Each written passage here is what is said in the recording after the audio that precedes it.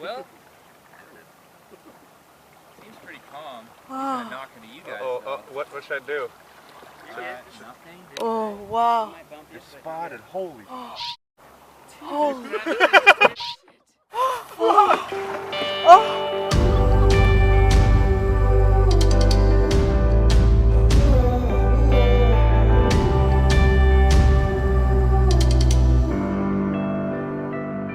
Hey everyone, welcome back to NOTIERS Frontiers Diaries.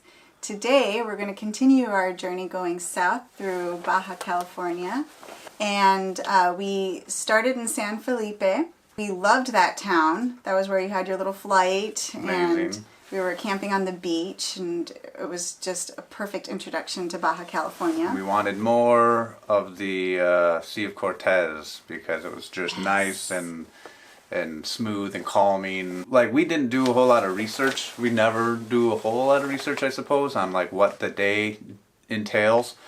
So we started out the day and headed south, and we were in this little desert-like landscape, and then we started seeing these cactuses. You know, some of them looked like they're doing kung fu moves. Some of them were your standard, you know, Beavis and Butthead, Cornholio. It looked like, yeah, But it looked like Looney Tunes landscape, Yeah. you know, with all the cactuses, and these are like saguaro cactuses. I don't know if I'm saying it right, but yeah, those very typical desert cactuses of the Sonoran Desert, where they have like those arms sticking up. And then, like, they got huge. Like, I didn't... Yeah. It was called the Valley of the Giant Cactuses. Yeah, or Valle something. de los Gigantes. And they were gigantes. They were huge.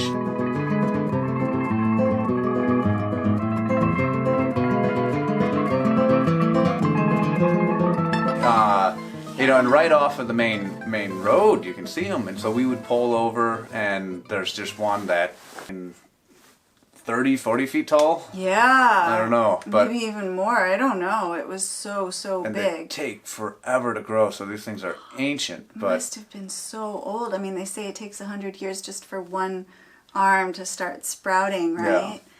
And so Marissa and I jumped off and had a little photo op with these giant cactuses. It was hard to do a landscape photo. Yeah, 'Cause you couldn't you get can't. the top of the cactus in, and you know, the bottom of your feet, the bottom of it, all in the same frame. So a lot of them were vertical, but it was It's just like taking pictures with dinosaurs, I think. yeah. We were just these tiny little creatures next to these giant cactuses. Very, So very cool. You that can was just a cool- imagine like Wile E. Coyote or the Roadrunner. Roadrunner just going right by. Yeah. That was a cool shock, you know, and I'm sure many people know of that and like shout it out, but it's sometimes even funner when you're ignorantly blissful and then you just haphazardly find yourself in a forest of cactus. So Definitely. that was really cool. Yeah, and so it was. we put a smile on our face at the beginning of the day, and we kept going. And we made our way south down to Gonzaga Bay. Me manda textos, provocaciones y me dedica 1000 canciones. Me promete 1000 ocasiones. Luego cancela, manda flores y me deja sin saber para dónde ir. Me provoca, ya no sé cómo seguir. Dime si te vas a quedar. Vamos, dame con la señal. Baby, dame luz para ver. Yeah. Dime si te vas a quedar. Baby, dame luz para ver. Dime si te vas a quedar. Which is a famous place for like expats from the United States, from Canada. They always park there with their RVs and camp right on the beach, and it was really pretty. That place was cool because that's swimming. There's all these floating rocks. Floating rocks. We couldn't believe it. Rock, all set. Very stone ash.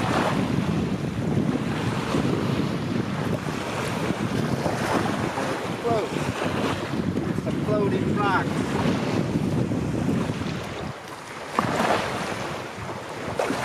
All the rocks.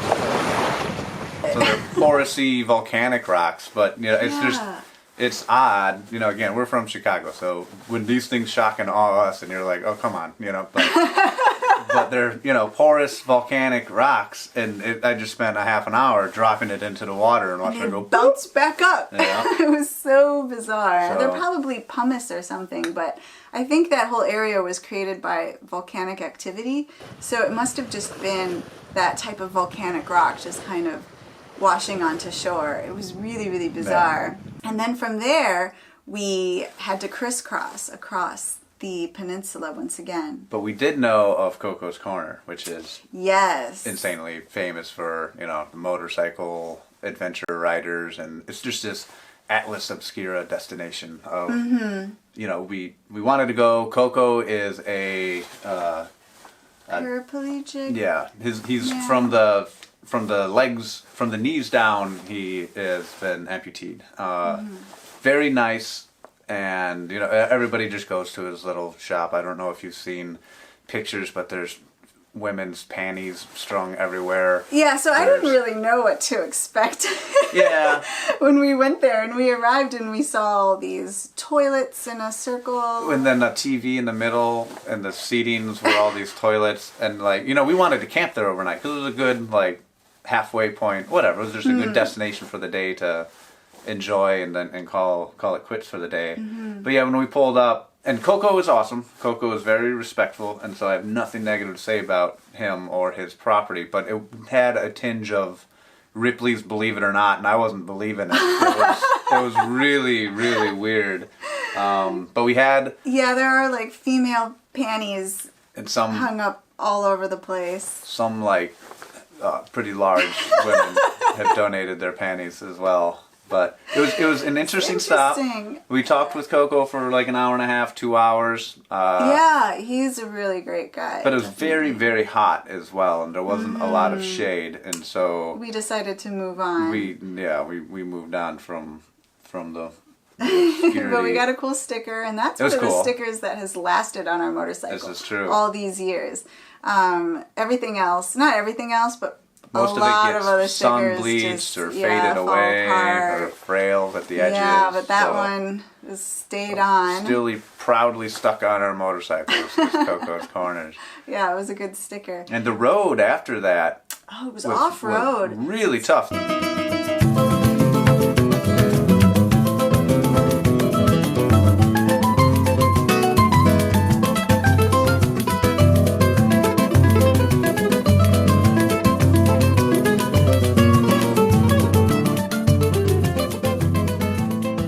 They were redoing the major highway, which, is, when you think major highway in North America, this was, they were the main road in the main Baja. road. And that was under construction, so we were kind of forced off onto ATV trails and just almost single path through the desert that wasn't manicured or landscaped. And it wasn't too long before that we had our first fall with me on the motorcycle, and so I was still a bit shaken and concerned about not being on pavement. But Tim did a great job. We didn't fall again. It was just another way that I was building up my confidence again. Every time that you go off-road is just another experience to add on to, hey, we didn't fall and we made it. And it was helping me to become more confident on the back of the motorcycle.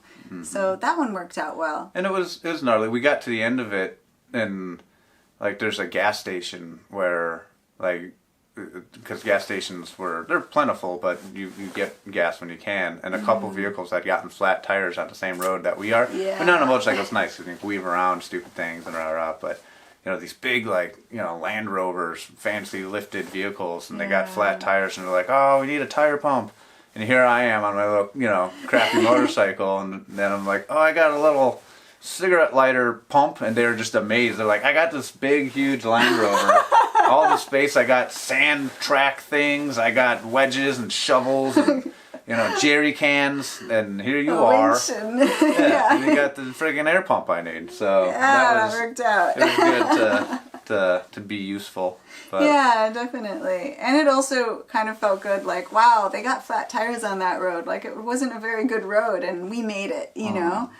Just another confidence booster. So from there, we were now across to the other side of the peninsula again. Pacific side. Yes, we stopped in Guerrero Negro, and then we were going to go across again, and this time it was a very nice road to a place that's very famous and will always stay in my heart. Yeah, to me it was not famous. To me it was just we were kind of looking for a place again to Well, we didn't know camp. it at the time, but I mean, it's considered to be one of the most beautiful bays of Mexico and certainly of Baja California, and it's called Bahía de la Concepción. Bay of Conception. Yes. En capas de pinté, en un cosmos de planetas, una nueva estrella, que luz tan bella, en el cielo centellando, son tus ojos parpadeando, como nos amamos, nos adoramos. Puedo siempre estar aquí, y todos quiero que lo sepan. Orbitando alrededor de tu planeta, en el espacio sideral, haces que me sienta igual, un sentimiento surreal.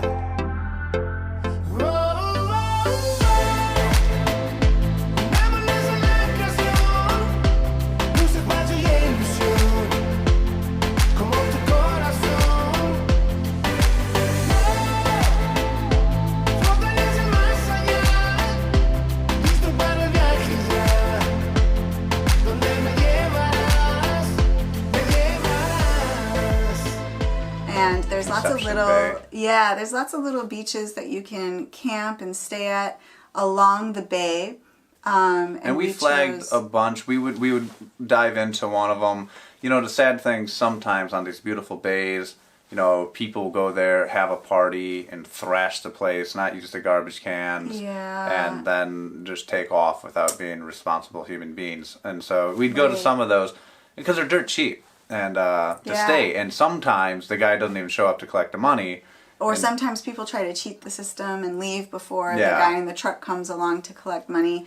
Of course, we weren't doing that, but We there was a pulled bit in- of disrespect in some of the beaches that I felt. So we pull into like one and it would be kind of just, it's so beautiful, and then there's just Yeah. beer cans and the little porta potty. It looks like, you know, Oh, the hazmat toilets area. there. They don't have very good infrastructure of those beaches as far as like. But you're camping on a beach. You poop in a corner, you know. But I'd rather sometimes just poop in a corner somewhere than like this man-made structure that once you walk in, you're contaminated with weird stuff. Yeah, it was definitely built by dudes and Yeah. mostly used by dudes Yeah. that weren't very concerned for the fact that you might be Dudettes. seen from the road or Yeah. from the beach itself. And I suppose if it's night and you're drunk, it doesn't really much matter. But we wanted to camp there for quite a few days, and so Yeah. we were really looking for a place that And third was time- nice enough for us. Yeah, we found Third time was the charm. Coyote. Playa del Coyote. Coyote I can speak Beach. Spanish if I do it at the same time as her.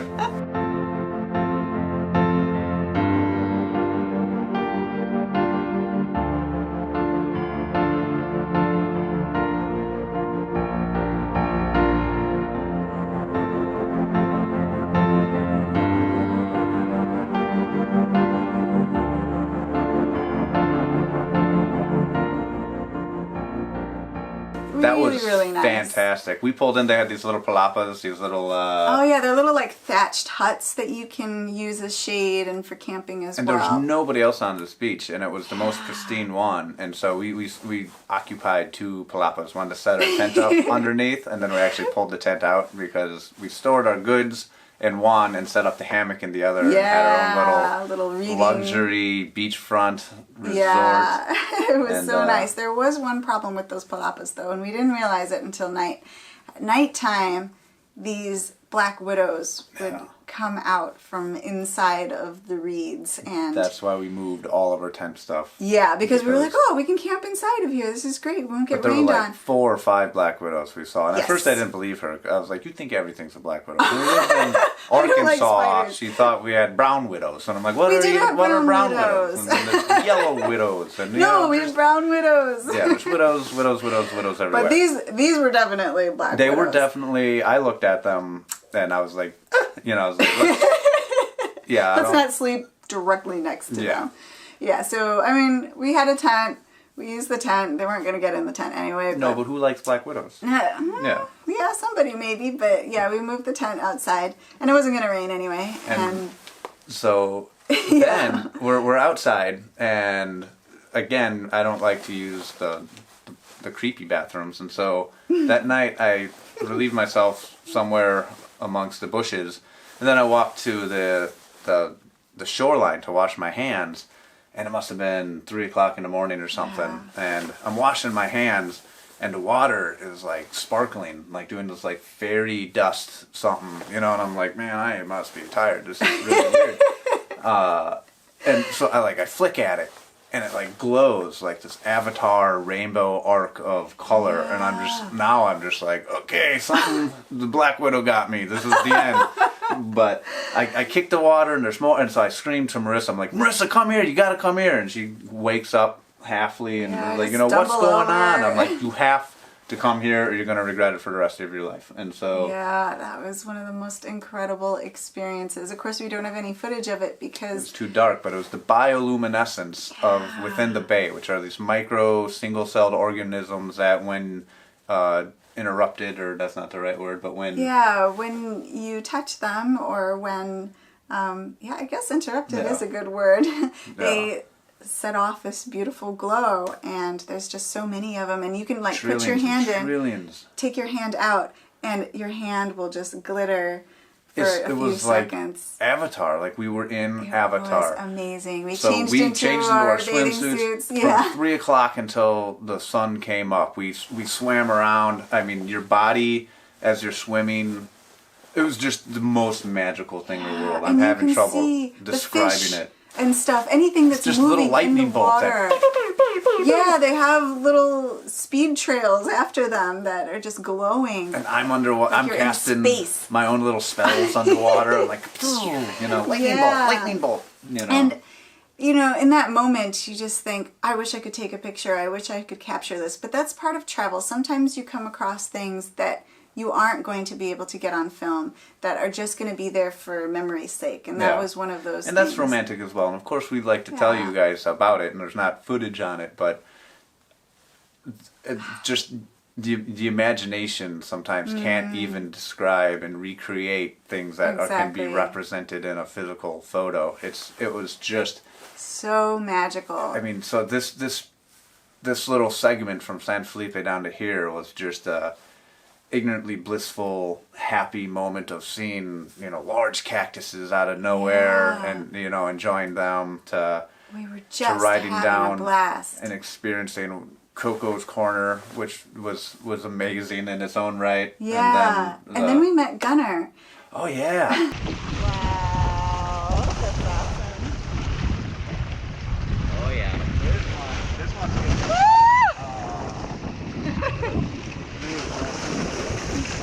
He was a captain who lived. He's pilots. He rides around.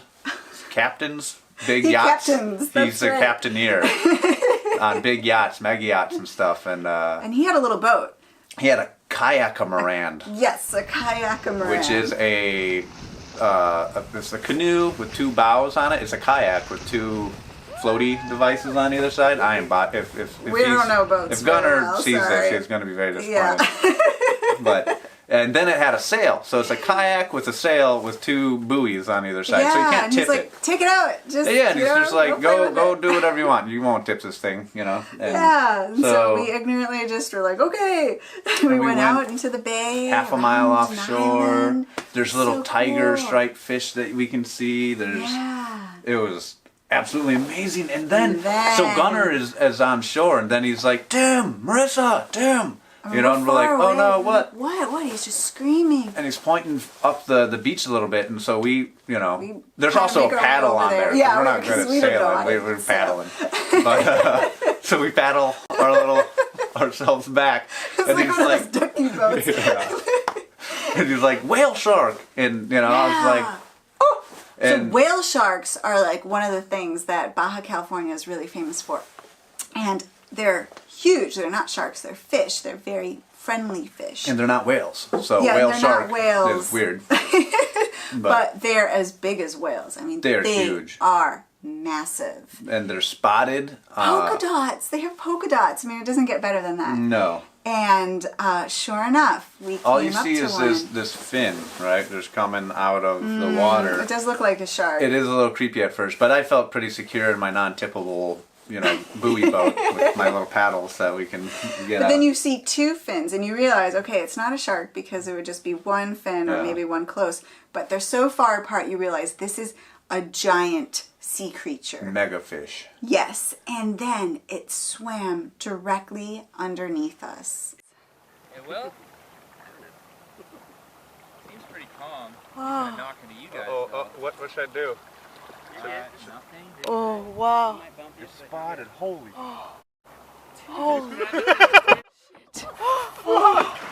It was insanely huge. Well, I mean, we're appreciating. We did get some footage of it because it's close enough to the Yes, surface of the coconuts water. and everything. And it actually, the fin of it touched our boat. Yeah, Like, which freaked me that's out, how yeah. close it was to us. And we were a stationary object, so we didn't hit it, but it T-boned us. And then Gunnar is on one of these wakeboards, filming on his little Like a iPhone paddleboard. 5 or whatever. Yeah. And then it T-bones him, and he falls off. So this Dropped was his phone. it was such a cool experience. That was amazing. I mean, I touched will it. Always, I reached down and I touched it and if you know me, I don't touch sea creatures. No. But this guy was lumbersome. Very, and very friendly. Yes. Yeah, that will always stay in my memory forever. Just Yeah. Conception Bay. Conception Bay. Was magical. Just bioluminescent. Bioluminescence. I can Yes. speak English if I say it at the same time. But it was just a series of just excellent moments that it just continued to grow. Obviously, we already had plenty of excitement for the future, but it's just moments like that were just like, yes, this. At the beginning, we didn't know if it was the worst or the best decision we'd ever make, and That's it was right. surely turning out to be an The best decision undeniable. we ever made. It was absolutely fantastic. Unfortunately, that was going to be the end of our good luck streak for a while because in our next episode, It's a little bit things of turn for the worst. Yeah. yeah. But we'll get to that in the next episode. So if you like this video, please give us a big thumbs up and hit the subscribe button below. And we will see you next time. Maybe I'll even cut Tim's hair. I don't know. I do have a We'll see. excellent. Be safe, everybody. Bye. Peace. Si soy yo te llevo al paraíso, hoy vamos a